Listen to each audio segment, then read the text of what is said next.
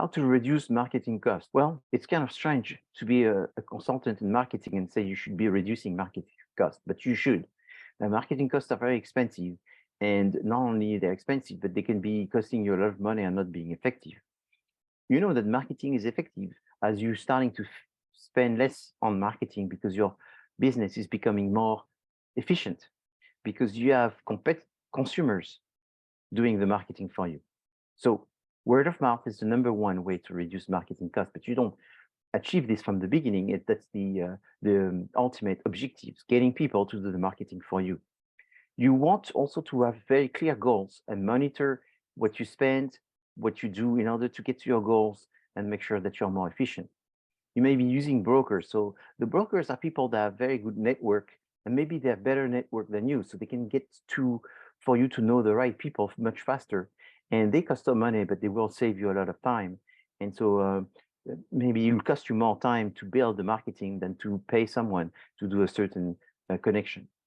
You would want to use pull versus push. So pull and push are two communication strategies where push consists in incentivizing the channel of distribution versus pull consists in getting your product to be known, your brand to be known by the potential consumers. So the more you use push, usually the more the cheaper your marketing communication will be because you don't have as many people to incentivize.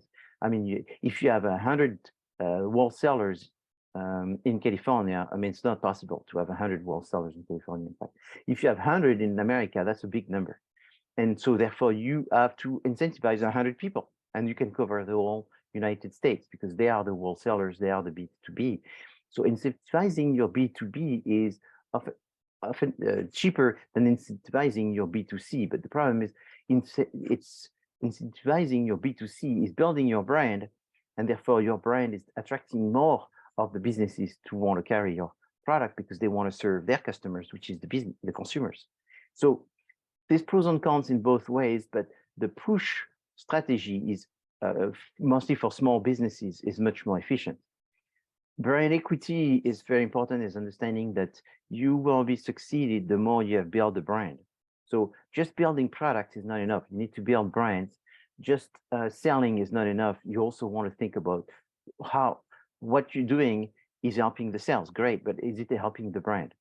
Cross marketing means you want to try to sell some of your products by the help of some of the other products. Maybe you want to do cross marketing with another company by helping each other.